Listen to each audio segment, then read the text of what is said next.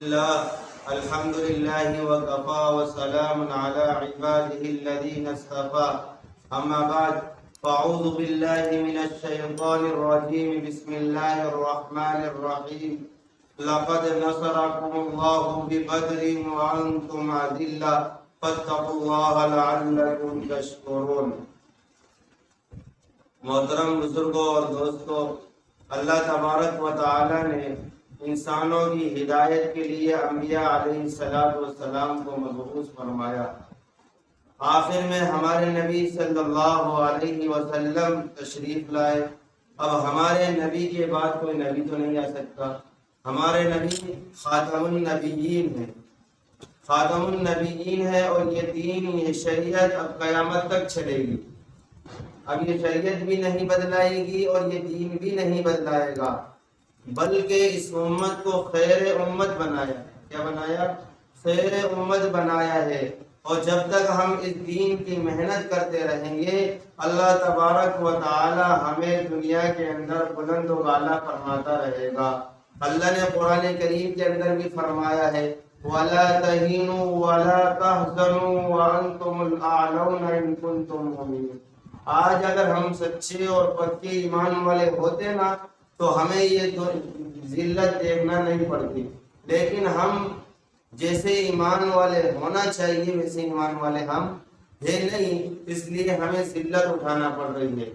ہمیں اس بات پر جو ہے کہ فخر کرنا چاہیے کہ اللہ نے ہمیں ایمان دیا ہے۔ ایمان یہ بہت بڑی دولت ہے۔ صحابہ اکرام جب ایمان لے کر آتے تھے تو صرف ان کا ایمان منہ تک اور آنکھوں تک، کانوں تک محدود نہیں رہتا تھا، بلکہ ان کا ایمان دل میں اتر جایا کرتا تھا۔ اور جب دل میں ایمان اتر جاتا ہے تو اس رگ رگ میں، اس کی رگ رگ کے اندر جو ہے کہ عشق بھرا ہوا ہوتا ہے۔ اللہ کے لیے جان دینا آسان ہو جاتی ہے۔ تو اللہ تبارک و تعالی نے اسلام کو جو ہے جو پھیلایا ہے وہ حسن اخلاق سے پھیلایا ہے۔ جب ضرورت پڑی تو اللہ نے ایمان والوں کو اللہ کے راستے میں نکالا، تو اللہ کے راستے میں بھی وہ پورے اترے اور 100% کامیاب بھی ہوئے۔ پہلا معرکہ اسلام کے اندر جو ہوا ہے وہ جنگ بدر کا تھا۔ پہلی لڑائی اسلام کے اندر جنگ بدر، یعنی بدر ایک کنویں کا نام ہے۔ اس میدان کے اندر یہ لڑائی ہوتی ہے۔ ادھر سے 1000 کا لشکر آتا ہے کافروں کی طرف سے، ادھر سے صرف 313 صحابہ ہیں۔ کتنے؟ 313 صحابہ ہیں، اور ادھر 1000 کا لشکر ہے۔ کہیں بھی مقابلہ نہیں ہو سکتا۔ 313 کیا کریں گے؟ لیکن ان کا ایمان اتنا مضبوط تھا کہ وہ ان 1000 کافر اور مشرکوں کے لشکر سے لڑ گئے اور ٹکرا گئے، اور اللہ نے کامیابی بھی ان کو دی۔ لیکن جب جنگ ہوا کرتی تھی پہلے زمانے کے اندر تو وہاں سب بندی ہوا کرتی تھی۔ تو ایک طرف تو کافروں اور مشرکوں نے جو ہے کہ اپنی سبیں بنا لی، اور دوسری طرف جو ہے کہ صحابہ اکرام کی سب بندی کی گئی۔ تو اللہ کے نبی صلی اللہ علیہ وسلم نے ایک لکیر لمبی ہوئی کھینچ دی اور کہا صحابہ سے کہ اس سے آگے نہیں آنا ہے۔ اللہ کے نبی صلی اللہ علیہ وسلم گشت کر رہے ہیں تو ایک صحابی ہیں جن کا پیر لکیر سے، لائن سے آگے آ گیا، تو اللہ کے نبی صلی اللہ علیہ وسلم نے کہا کہ بھئی اپنا پیر پیچھے کر لو۔ ان کا نام آتا ہے تاریخ کی کتابوں میں حضرت سواد۔ کیا آتا ہے؟ حضرت سواد۔ اب اللہ کے نبی صلی اللہ علیہ وسلم ان صحابی کو کہہ کر چلے گئے اور آگے دوسرے صحابہ کو لائن کے اندر صحیح کھڑے کر رہے ہیں۔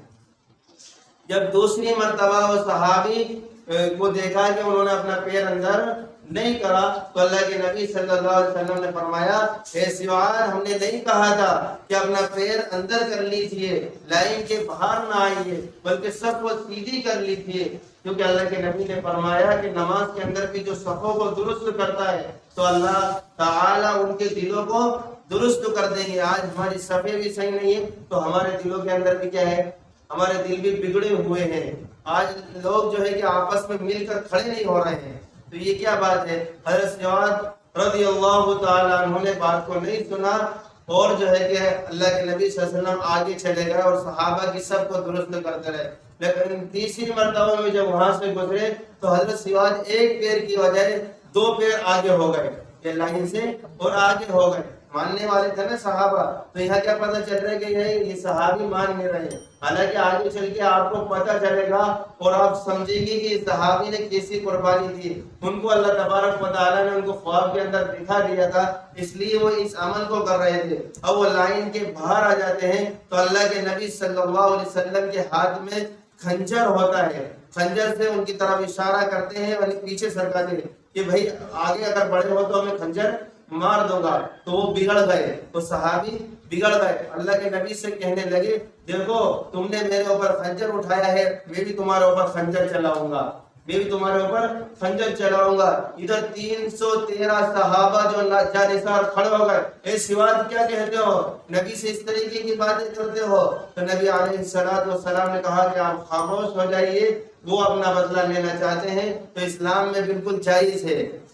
ہاں اسلام کے اندر جو ہے کہ جائز ہے. قرآن کریم کے اندر بھی آتا ہے ان النفس بالنفس والعین بالعین والانف بالانف والاذن بالاذن.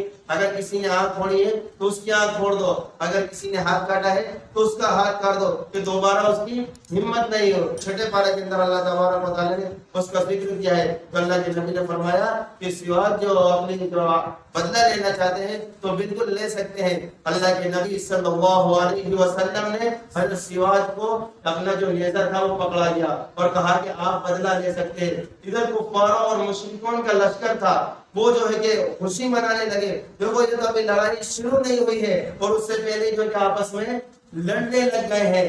تو اللہ کے نبی صلی اللہ علیہ وسلم نے کہا کہ ان کو خوش ہونے دو، لیکن یہ انصاف کی بات ہے، اگر یہ بدلہ لینا چاہتے ہیں تو بدلہ لے لیجئے. حضرت سواد رضی اللہ تعالی عنہ خنجر کیا کرتے ہیں، خنجر کو دور پھینک دیتے ہیں اور اللہ کے نبی صلی اللہ علیہ وسلم سے چمٹ جاتے ہیں، ان کو چھونے لگتے ہیں. اور اللہ کے نبی صلی اللہ علیہ وسلم کہتے ہیں سواد تم تو بدلہ لینا چاہتے ہو. تو اللہ کے نبی صلی اللہ علیہ وسلم سے فرمایا کہ کون آپ سے بدلہ لے سکتا ہے؟ میں تو یہ چاہتا تھا کہ میں جو ہے کہ یہ عمل کر لوں، آپ کے جسم سے مل جاؤ اور آپ کے جسم کو چھونے لگ جاؤں. کل قیامت کے دن میرے پاس کوئی عمل تو ہے نہیں. کل قیامت کے دن اللہ تبارک و تعالیٰ مجھ سے پوچھے اے سواد تم کیا لے کر آیا ہو، تو میں یہ کہہ دوں گا اللہ تبارک و تعالیٰ کے دربار میں میرے پاس کوئی عمل تو نہیں ہے، لیکن میں تیرے نبی سے آخری وقتوں میں محبت کر کر آیا تھا، میں ان کو چوم کر آیا تھا. اللہ تبارک و تعالیٰ اس عمل کی برکت سے جو ہے کہ مجھے نجات دے دیں گے اور میری مغفرت فرما دیں گے. حضرت سواد رضی اللہ تعالیٰ عنہ نے اس عمل کو کر کے دکھا دیا اور جنت میں جا کر دکھا دیا. جب جنگ کا مار کا کرم ہوا، جب آپس میں ٹکراؤ ہوا تو صحابہ اکرام کی مدد کے لیے آسمان سے فرشتے اتر گئے، جس کو قرآن نے اس آیت کے اندر بیان کیا ہے لقد نصرکم اللہ ببدر وانتم اذلہ فاتقوا اللہ لعلکم تشکرون اذ تقول للمؤمنین علیہ. 3000 کا لشکر اترا تھا. جنگ بدر کے اندر فرشتوں کا کتنا ہزار کا لشکر ہوتا تھا؟ 3000 کا لشکر اترا تھا. اور یہ حضرت سواد رضی اللہ تعالیٰ عنہ جنگ کے بدر کے مقام پر ہی شہید ہو گئے. تو اللہ کے نبی صلی اللہ علیہ وسلم نے فرمایا دیکھو یہ سواد جنت کے دروازے اس کے لیے کھل گئے ہیں اور یہ جنت کے اندر چلا گیا ہے. یہ صحابہ اکرام تھے جنہوں نے قربانی دے کر دکھائی. وہ بدلہ لینا نہیں چاہتے تھے، وہ تو نبی سے عشق کرنا چاہتے تھے. اور اللہ کے یہاں ایک صحابی آئے نا، اللہ کے نبی ہم آپ سے محبت کرتے ہیں، جب آپ کے گھر میں یاد آ جاتی ہے تو ہم رہ نہیں پاتے ہیں، اور آپ کا جب تک چہرہ نہیں دیکھ لیتے اس وقت تک ہمیں چین نہیں آتا ہے.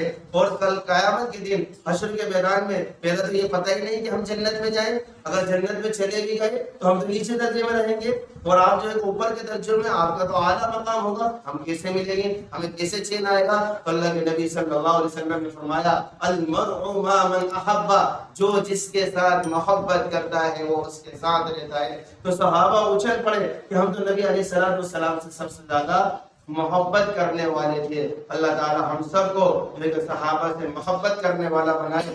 ہمارا ایمان کامل اور مکمل نہیں ہو سکتا جب تک کہ ہم صحابہ کے نقش قدم پر نہ چلے اور صحابہ کی زندگی کو نہ پڑھیں اور ان کی زندگی کو ہم اپنی زندگی نہ بنائیں. اس وقت تک ہم کامیاب نہیں ہو سکتے. اللہ تبارک و تعالی ہم سب کو تمام صحابہ سے محبت کرنے کی توفیق عطا فرمائے. وآخر دعوانا الحمدللہ رب العالمین.